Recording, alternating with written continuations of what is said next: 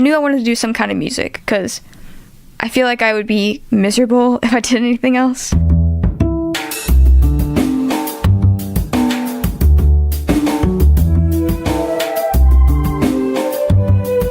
This is Champaign is Also a Band podcast. One songwriter, one song.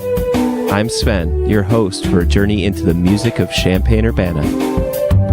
Recorded in the Blue Box studio with a songwriter from the Champaign-Urbana music scene, past or present.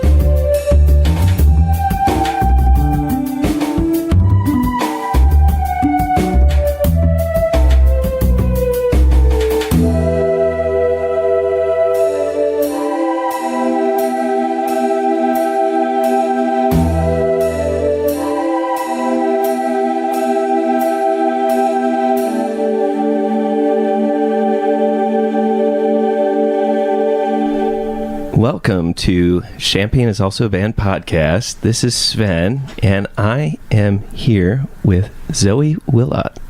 And you may know Zoe from out on the town as the Zoe Willott Trio, which is it a piano? It's like a jazz trio. Yeah. Jazz trio. Excellent. Yeah. Her current project, which is Azizo. Yes. And we're going to be listening to the song Steal the Show off her album, Telling Other People's Stories. So, Zoe, although everybody got to hear you, welcome to the show. Thank you. Awesome.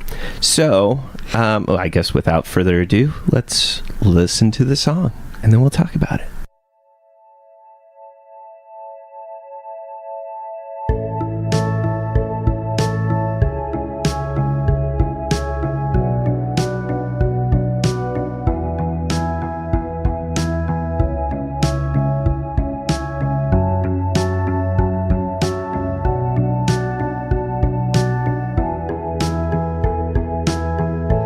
I'm catching on to you.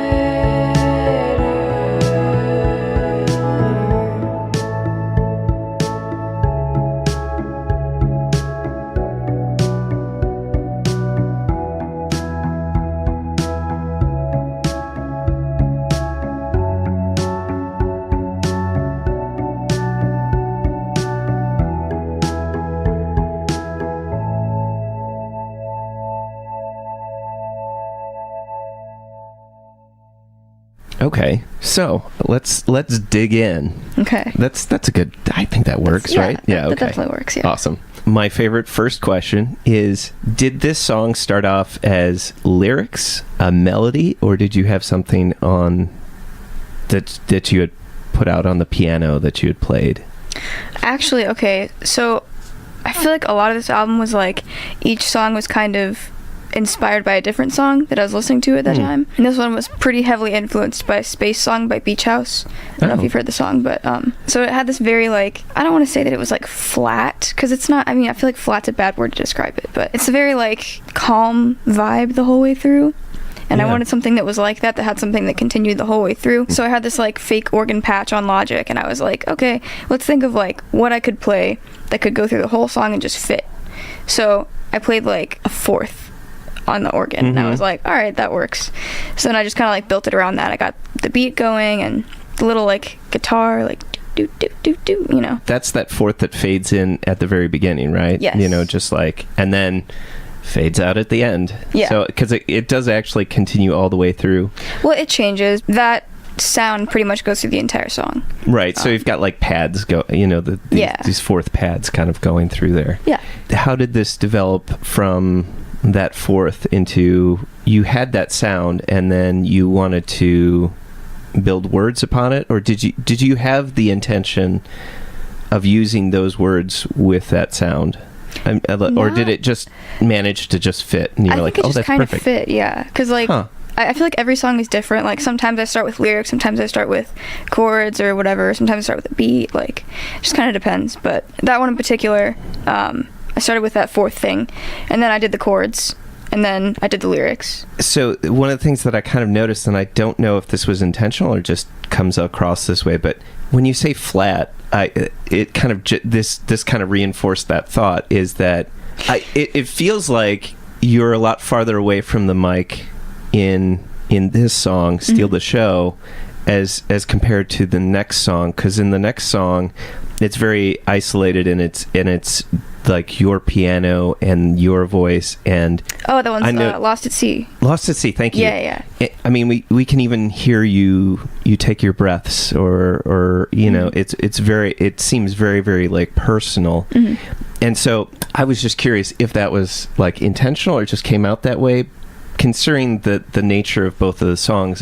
It fits, so I don't know if that was something it just was serendipitous, or you really were thinking, okay. I don't really know, because I was like thinking about what order to put all the songs in, because I had all these songs, and I was like trying to put it on DistroKid and put it out, because I just wanted to get it out at that point. I was like, I'm not gonna try to take forever on this, you know, because I'm like definitely a perfectionist. So I was like, I need a stopping point. So at this point I was just like trying to order everything out, and I was like, well, if I'm gonna have a ballad, I need to put it in the middle. So that's why Lost at Sea was kind of like middle to end of the album. You said like you could hear my breath in that one, like I think that was intentional. I would edit out some of the breaths in the other songs just because it didn't really fit with the vibe. I feel like I wanted it to sound like you were in like the same room and you were just like listening to me play. But the other ones were like, I mean, there was definitely more production on the other ones. I mean, as you could probably tell. So this was mimicking, or not mimicking, but you had, you know, the Beach House song, Space Song in your mind when you were writing this. I'm just curious, do you prefer A major, or is that just like, sometimes I think about when I feel stuck, I focus, I'm like, well, let's just pick a key for a reason.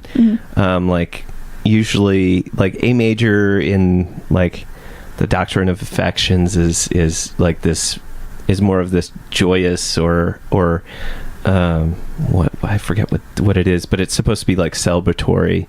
I didn't know that. And so I just knowing the reason that this song was written, and so I guess I'm bringing this all back with the close miking, or is that this song, even though you said you want it to be kind of flat, but the thing is that one, you've got this one, you're using a key that I think of as very celebratory, and it's like historically and, you know, Baroque period celebratory. And then you're miking, or the sound is not, how should I say, is very, like, at a distance sounding. Like, and the whole thing is very flat at the same time. Yeah.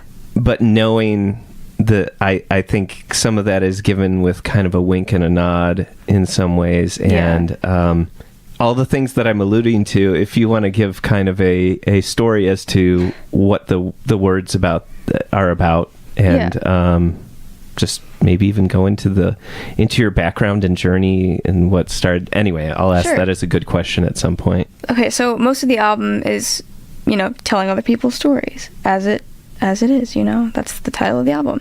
But I did want to have some more personal stuff in there. I mean, none of the songs are like completely my story. Like, I just want to say that, because I think that's kind of the I want to say assumption, I guess, that people have, is that like, oh, well, she's got to have one song that's just her story on there. Right. No, not really, because like even this one's really personal. It's half about me transitioning into the jazz department, because I started at the University of Illinois as a classical piano major. When I switched over, there was a lot of, I didn't really know anybody, it was scary, and it's a male-dominated field. Definitely, I kind of got a lot of people that were like getting called for stuff more than me, and that still kind of happens sometimes. But it's it's kind of hard to tell if that's because you're new or if it's because of the whole like male-dominated thing. This was kind of my response to that, where it was like it's a little facetious. I don't know if you could catch on to that. Yeah. Because I'm not a quitter. I don't give up on things. Right. I'm persistent when it comes to stuff that I like to do. Yeah, it was just kind of like, whatever. Like, go ahead, take this thing that I like. Like, go ahead. I don't know. It was half of that, and half of it was kind of just like, if I had like a hypothetical situation of someone who was in this same situation, how would they say it? So was there a particular occurrence that triggered you, like a moment that you said, okay, I need to write something about this? Because, like, did something just push you to... I don't think it was one particular thing. I just think there's been a lot of people in my classes who, the kind of people who are just like, they always raise their hand at every question, and they always answer every single question. And like, I don't know. I don't want to say I don't like those people, because like, I'm not a bitter person. Right. For the most part. But, some of it was kind of that. I was just like, honestly, I was just thinking, I was like, what can I possibly write about right now? I think it was just kind of a culmination of all those different things that I was like frustrated about. Yeah. And I was like, all right, let's make it into this one thing. And I think you said it, like, how long ago did you transition from classical into... how long were you in the classical program and then into So I'm a jazz? junior right now. I'm a junior at Illinois. I came in freshman year as a classical major. I did some jazz stuff freshman and sophomore year, because like you have to take an ensemble if you're a performance major.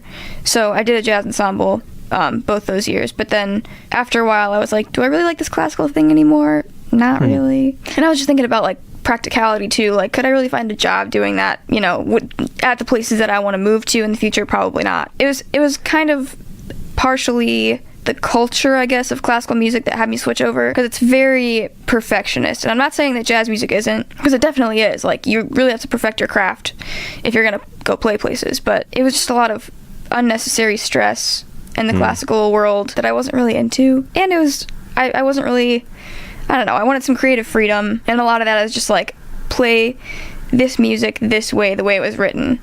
But, there's always different interpretations of jazz music, and you could take any song ever and make it into jazz. And you're studying piano performance, is that right? Or yep. Is it vocal? Okay. Yep, jazz piano performance. Jazz piano, okay. And that was classical piano originally as well? Okay. I was just curious if because this album has a lot of different sounds, but you're doing that through soft synths, keyboards kind of thing? Mm-hmm. Okay. I was just curious. I don't know if you wanted to just talk about, some of the choices that you made with, how you wanted to arrange this. It reminds me of a very 80s synth pop kind of song, and it's just it's like as if the Cure went a little synthy and then got a little bit happier. That's the best compliment I've ever received. Yes. For a first effort for an album, it's really well put together. Did you record this yourself and then put it together? I did everything myself. And like mixing and mastering and all that fun stuff? Yep. I mean, I took like one mixing / it was like a production class in my dorm freshman year. In your dorm? Yeah, I lived in Allen Hall, and they have a recording studio in the basement. Okay. So, yeah. I was like, what? Okay, yeah, no. Yeah, but I was like using the information there, and honestly, like YouTube tutorials, and just following my ear. That's so true. You know? I had Emily Ann on the show about 2 episodes ago. That was episode 12. She also did her own recording and then mixing down. You know, there's a lot of people that will spend a lot of money on getting compressors and you know, tube this and blah blah that and this condenser microphone and blah blah blah. Yep. But you know, if you know what you're going for and you have a good ear and you can fix it with the EQ, or you just hear it, you can really, nowadays you can really, it's not like you have to buy a reel-to-reel or a tape, that, you know what I mean, in order to record something. It's an amazing time that people are able to do such like kind of polished work. It was kind of like that, yeah, because I was like, well, I've done classical, I'm doing jazz, like what if I just tried to put out a pop thing? At first it started with an EP that I put out over the summer, and 3 of the tracks on the album were on that EP. And it was just those 3. So I put that out, and I was like, let's just try to do an EP, you know? That was my original plan, was like, let's just put out 3 songs that I feel really good about. So I did that, and then my friends were like, oh my god, when's the album dropping? But they were like being serious. Like, they weren't like joking. Yeah. They were like, no, really, like, when are you putting it out? And I was like, So I was like, okay, I guess I should probably do that. So I just kept going. Now there's pressure for your sophomore album, which you said yesterday that I'm working on it. Yeah. Yes. Excellent. Very going good. A little bit of a different direction, but it'll be similar, but not the same. Even with the sound on this one, that's just very steady. The drum beat is very steady and just present. But I love how you'll end a phrase and then you'll just go into kind of a flourish on the synth, like this, you know, one of those arpeggios that is just, you know, very... that particular part took me forever just to figure it out, because I was like, I want something here, and I want it to sound... It's hard for me, because I feel like pop music is so, like, there's always something in space. Everything is there for a reason, and it's very, like, planned out, you know? Like, when you take a break in a phrase, there's something there waiting for you, like, to be played. During that space, I was like...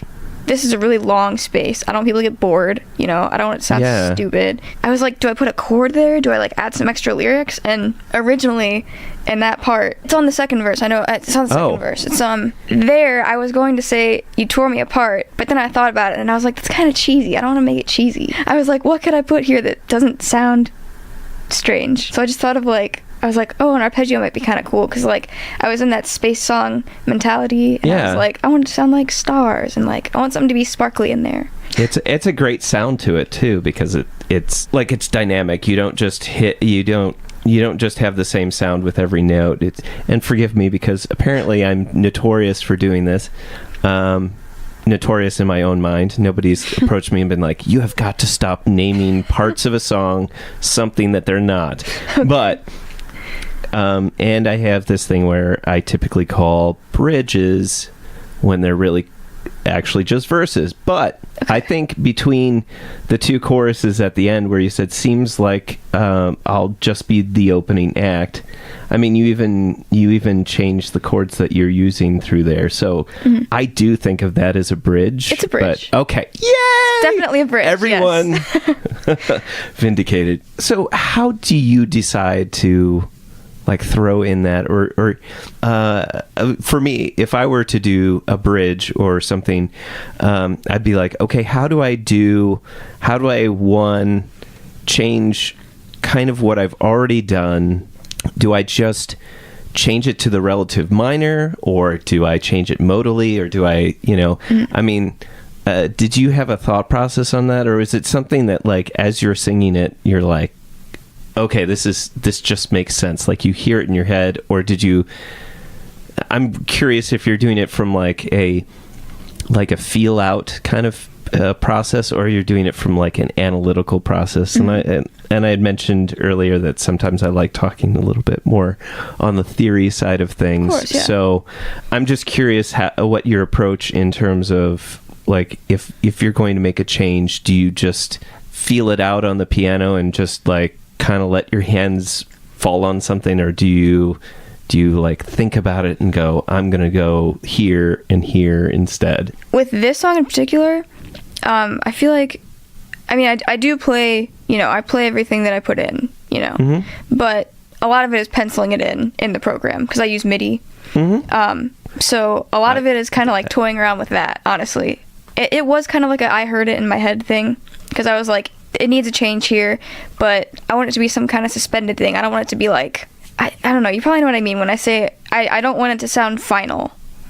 Okay. I wanted there to be some tension, and I wanted the end of the bridge to be like kind of the climax of the song. So I don't know how to describe it. I kind of wanted like a slow build in that section. It was kind of like an I heard it in my head type of thing, because like this particular song, I heard like the melody at that point, and I was like, what could fit under this? So I spent like a bunch of time trying to reharmonize it and like see what would fit, and I decided on those chords. Excellent. And so you're just hooked up to your laptop or something like that, and just okay. Yeah, I mean, I was at home for this album over the summer, but the new stuff is kind of weird to write because like I have my tiny room in my apartment, and I have this like little tiny corner that I make my music in, so it's just like this chair and the keyboard and like the computer, and it's very condensed. So I am playing a lot more of the stuff on this album, and it's a lot of like sitting down and improvising chords because I'm trying to get a little more jazzy with my progressions, because I feel like a lot of the stuff on the first album was kind of like 4-chord pop, which isn't a problem. It's fun, it's fun to sing, it's fun to play, it's fun to write. I want to get a little more complex, not crazy. You got to play with some of the rhythms on this album, and you had that counterpoint, and like these polyrhythms where you have a different how do I explain this in a very quick way? But you had some interesting rhythms, and it wasn't just like a standard pop kind of sound, even though it was it had a very pop sound, but you threw in a few, I don't know, subtleties. Yeah. Or not, I wanted it to verge more on the side of indie pop rather than like commercial pop. Not that I don't like commercial pop, because I love it. Don't get me wrong. Love me some Ariana Grande. Love me some Post Malone. Nice. But, also love me some Always. Yes. I didn't want to insult you, because there is you have one song on there that I was like, that sounds like Always. Is it Ghost? Yeah. That was inspired by Always. Nice. So why don't you just say a little bit of something about what your upcoming album and what you're working on. You said earlier that you're deviating from more of the pop sound with your new album. Are we talking like, is this going to be like a full-length album, or about the okay? Yeah, I mean, I definitely want to make it longer, because I feel like I was happy with the first one. Like, I'm still very happy with the first one, but it's short. For a full-length album, I feel like it's a little short. It's like 30-something minutes, 35, I think. I don't know. I wanted to get something more of like an hour. Right. Because a lot of the albums I like are like 45 minutes or longer, and I like that. I think it's a good time to have your attention captured, and it's not too long to where it's like, oh my god, I want this to be over. With this upcoming album, You played a song last night called Brothers, and tentative name. Tentative. I'm sorry. Not sure, but it'll probably end up being called that. I don't know if that was like that version was the hard and fast version that you're planning on, like the pacing and everything. But I did notice that this is like the compared to telling other people's stories, you had a little scat there. Yes. So scat. I'm sorry, scat singing. I got to be very, very careful. Not that kind. Yes. You had a little bit of scat singing. Yes. Yes. Most of that, okay, so I started that song kind of as like a loop, which is how I start most of my song, and I'm kind of trying to get away from that, because I listen back on some of my songs now, and I don't remember where I heard this, but someone was saying that like, if it doesn't work on just piano and vocals, it doesn't work as a song, which I it's debatable, you know. But I was thinking about that a lot when I was playing my songs and like performing or preparing for these performances where I'm just doing like me and piano. Yeah. And I realized a lot of my stuff is very repetitive, like harmonically. You mean repetitive within the song, or do you mean repetitive within the song? Okay. Yeah. 'Cause I was going to say, I don't. No, I mean, I definitely tried to make every song very different from each other, but Right. still cohesive, you know. I'm trying to keep that in mind, writing my new stuff, mainly just trying to like get a progression, but not really stick to it, you know. If I hear something else, I'll add it. Anyway, with Brothers, tentative. I don't know, but I was writing that one, and it started with a chord loop on Logic, and I was just kind of playing through it and like playing melodies over it to see what worked. I like thought of this guitar riff, and I was like, oh, that sounds really cool, but I don't play guitar. So I was like, well, I could make a fake guitar sound, but I don't know, because I did that a couple times on my first on telling other people's stories. I did a couple of fake guitar sounds, which I think came across pretty well. I tried really hard. Spent a lot of time. They fit within the sound of like a synth pop kind of. So I mean, it wasn't. I wanted like it an didn't 80s hit style. you as like, ew. You know what I mean? Like sometimes some synth sounds you're just like, it's just you're just trying to be something you're not. Yeah. So I heard in my head, I was like, all right, cool, that'd be a cool guitar riff. But then I was practicing it for the performances that I've had so far. I was like, well, I don't have a third hand, so I can't really play that riff while I'm playing these chords. So let's just sing it. So I did. And then I was like, well, what if instead of a bridge, I did like a solo? Because I kind of did that on a couple of my songs in the first album. And I was like, wait, but what if I did a vocal solo? So I did a vocal solo. And I like, while I was practicing, and I was like, okay, I don't think that'd be too bad. So I tried it.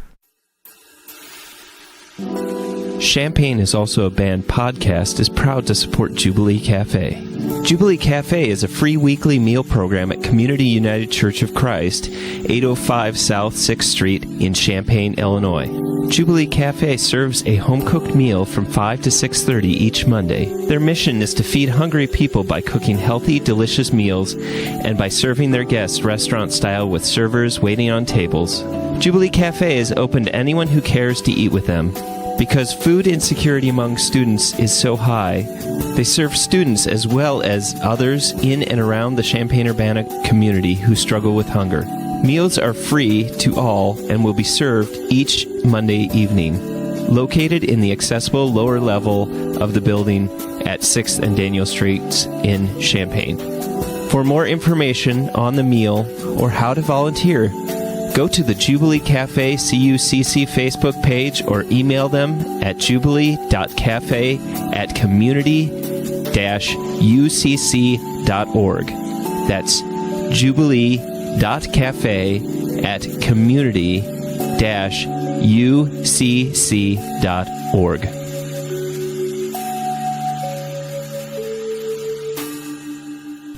So I guess we can just move into the next section, which is like talking about the Champaign-Urbana music scene. Yeah. Which you've experienced, and you have a show coming up with OHHME, and is that Mermaid Heaven? Yes. Yeah. At the Iron Post on April 25th. Yes. And that, if you haven't been out to the Iron Post, it's not a huge venue, but it's a good place to see people and be seen too, I must say. Yeah, it's gonna be kind of weird because like I always play jazz there, and I'm there like multiple nights a week to go see jazz and play jazz.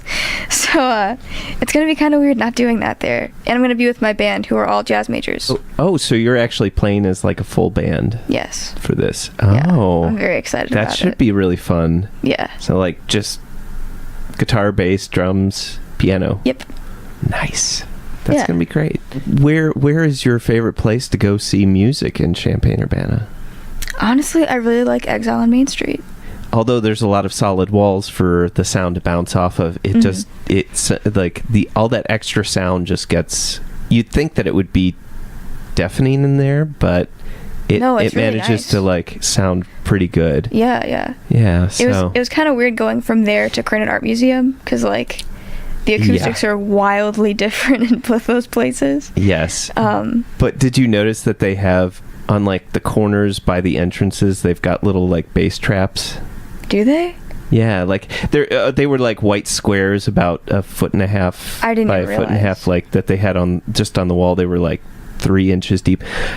I'm assuming that's what they were, but I mean they're to absorb all the ambient stuff. Yeah. But yeah, I was gonna say like it reminds me of when you're singing in a big cathedral church. It's like you have to be so much more marcato and because it just bounces everywhere. And there's like I have to say, like, one of my favorite things last night was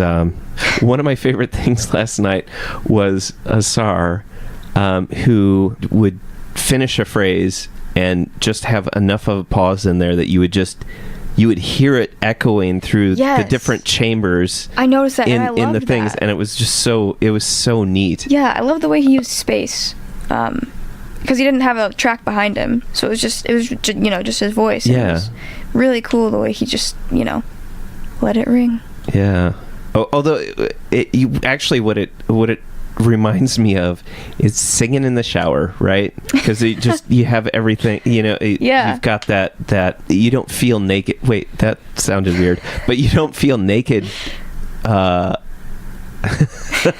no good way to go into this. I get what you're trying to say, yeah. Because there's like there we go. You don't feel naked sonically in the shower. Yes. So I don't know. We seem to be going, but anyway, that is Crane Art Museum managed to be an amazing venue last night, and I don't know. You said Exile on Main Street is one of your favorite venues, but anywhere else, or have you been going at all to any of the DIY locations? I'd really like to go out to more, because I know Nectar plays a lot at those things. Love Camila, love Nectar. Yeah. Great band. Yeah, I need to go see more of that stuff. But I do. I like the vibe of house shows. Yeah. I've only been to a couple, but I don't know. I'm not really like a big party person. So. Yeah. Well, I've never gotten. Well, maybe. I guess I haven't been to a ton of house shows, but. I guess I should say maybe more of the DIY shows, because sometimes when I say house shows, it's like somebody's kind of just throwing it together and let's sit around and drink and then do it. But like if it's DIY, it's like, okay, we're doing this as if we're legitimate, straightforward, right, organized venue, and I feel like a lot of those venues that are DIY manage to not have as much of that party vibe, but more of like, so granted it is kind of that BYOB kind of setup, but I don't really get, it just feels like people that want to just come out and hear some good music, you know? Well, like, I don't know if the Independent Media Center counts as that, as like the DIY scene kind of thing. During Pygmalion, I saw Frankie Cosmos there during the day on Saturday, and then I saw Post Animal at night, and it was like 2 wildly different shows, but oh my god, they were so good. I mean, Post Animal was like the highest energy show I've ever been to on campus. Really? Yeah, and it was like this tiny, I mean, I don't know if you've been to the Independent Media Center, but like the stage is like, 2 feet off the ground, and people were like moshing like crazy, and it was so fun. Yeah, I guess Independent Media Center is one of my favorites too, just because it's so like, you're right there. Yeah, it's definitely a venue that we mentioned a lot on this show, and there's so many really cool aspects to what they do in, I want to say literally in service to the community. Yes. Where it's outreach, it's about support, it's about helping people find their voice, it's about people having a good place to meet and exchange things culturally, and so it doesn't surprise me that you could have these wildly different shows, and why people do and I agree with you that you could even consider it a DIY scene.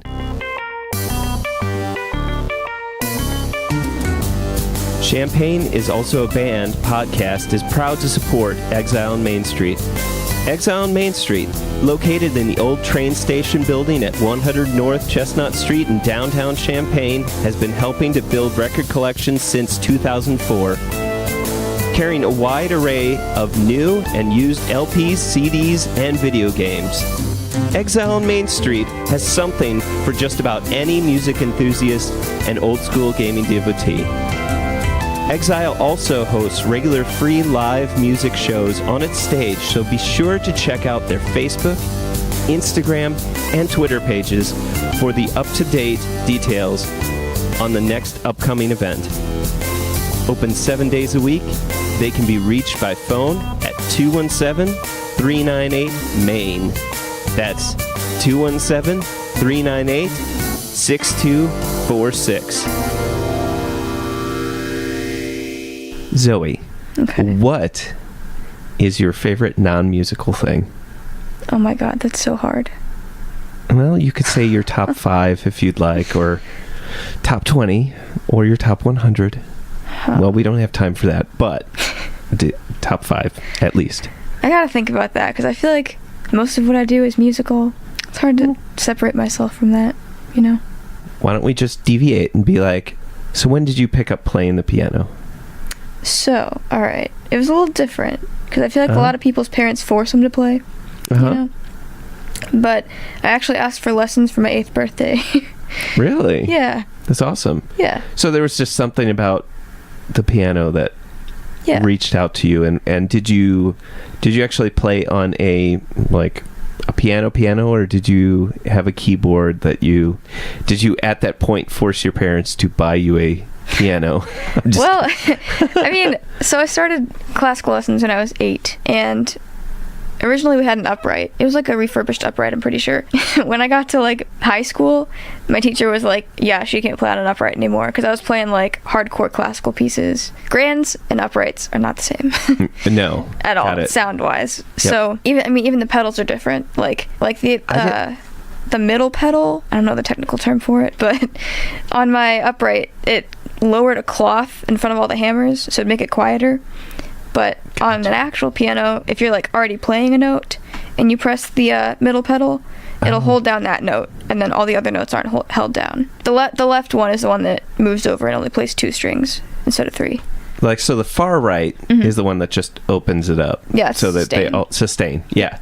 And then the far left is the one that shifts the hammers over. Yeah. Yeah. And then the middle one is that really, it's like half sustain, I guess. If you're already holding down a note, it'll sustain it, which is helpful for jazz practice. Pro tip. Yeah, because if you're playing a bass note and you don't want your right hand to muddy up, so I employ that a lot when I'm practicing. So, but it's only when you initially step down on it. I always was curious about that, because I knew that it sustained, but I didn't understand exactly what the process was. Oh, okay. Fun fact. Fun piano fact.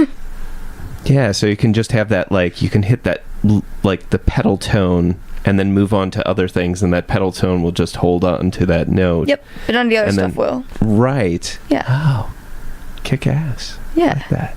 I mean, some awful pianos will still hold it down, but I'm sorry, I so wanted to just make a crack about, like, you can't have a prepared piano in an upright. All the nuts will just fall down to the bottom. Right. So you know, if you want a prepared piano, that would be really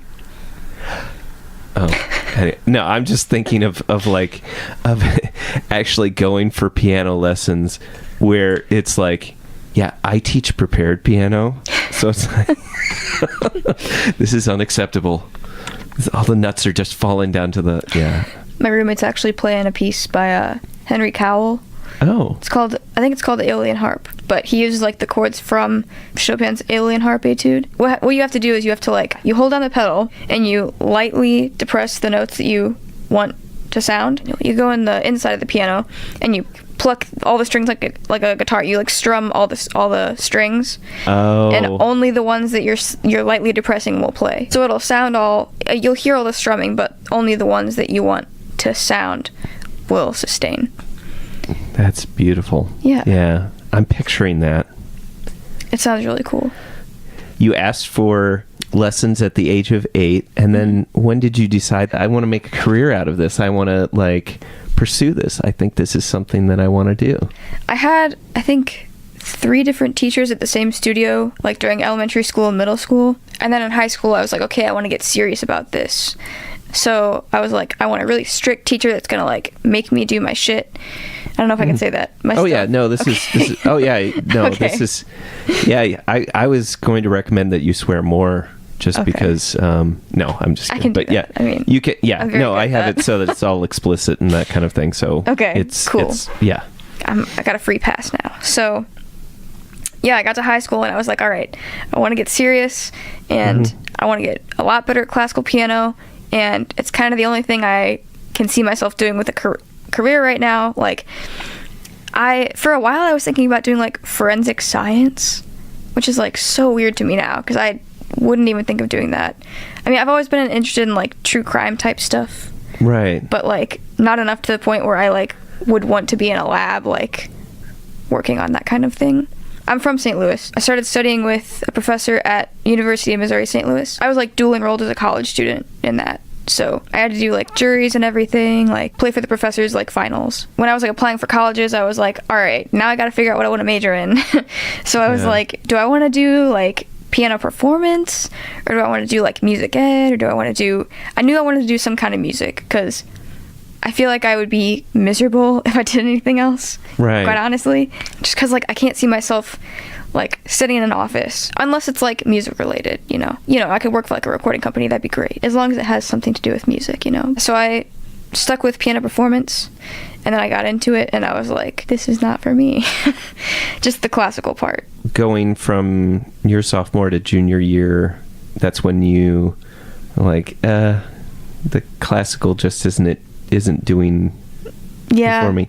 Did you actually try romantic music at that point instead of sticking with classical? I was doing a lot. Yeah, I'm not even gonna lie. I was like trying to ask for like multiple different periods of music because I was like, maybe it's just the stuff that I'm playing that I don't like that much. But even when I played some like more modern type classical music, I don't know. Yeah. I don't know how you would call it. Yeah, I know what you mean. Modern, I was just gonna tease because I was just I get what you're saying, but yeah, but really though, I did impressionism and whole tone scales just didn't do it for you anymore. Dude, I love Ravel though. Yeah, Ravel. Yeah. Oh, Ravel's my shit. Debussy, man, good stuff. But yeah, still, I was just kind of like, I don't know. And for a second there, I was like, maybe I should double major in it. So like, I applied to double major in jazz and classical. They call that Jazzical. They do. You know that. They really do. Do they really? No, they don't. You got me. You really got me. I did. Okay. But yeah.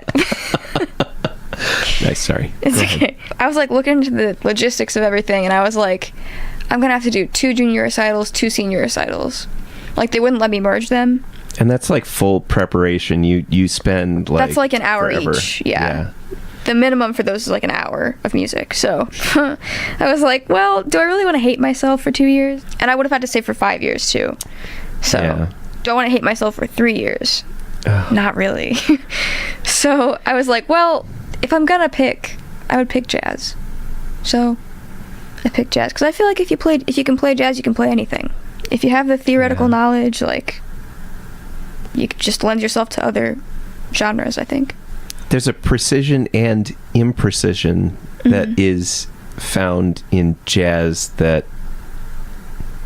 doesn't necessarily get matched with classical. Right. You know? Because I feel like classical music is all about perfection, like, and I mean, I've talked with this about my friends in the music department, is like, it gets to be kind of toxic at times. And I'm not saying that it's a bad place. I'm not saying it's a bad thing to make a living out of, or it's a bad thing to do, because it's very commendable, I think. Right.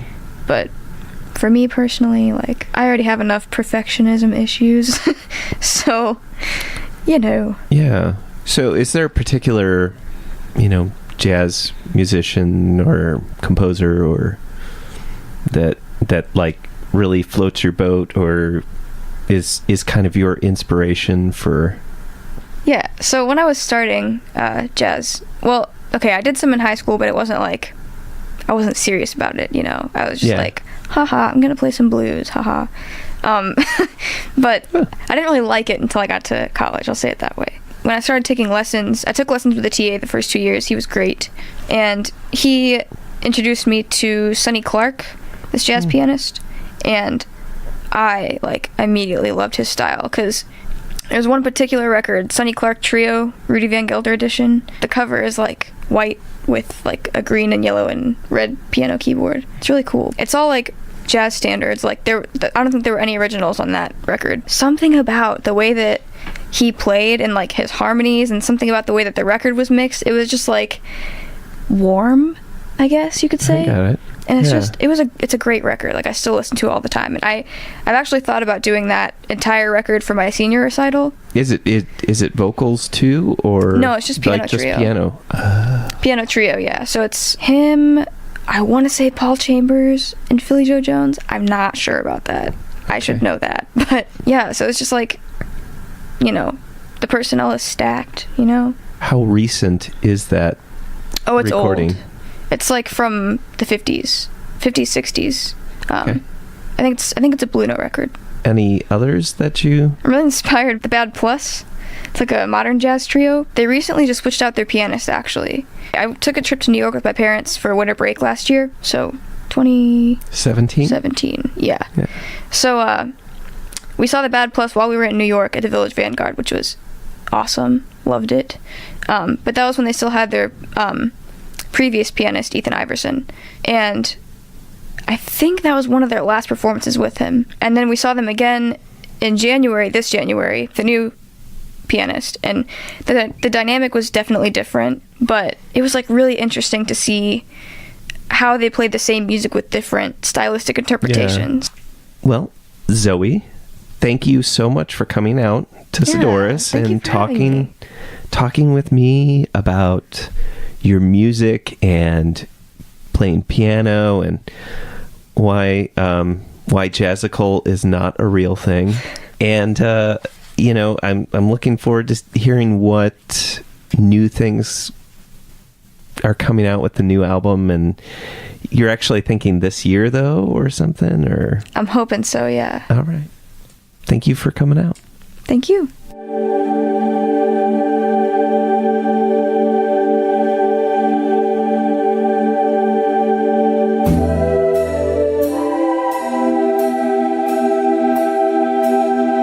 Thank you for listening to Champaign is Also a Band podcast. This is Zoe reminding you, great music is out there. Go find it where you live.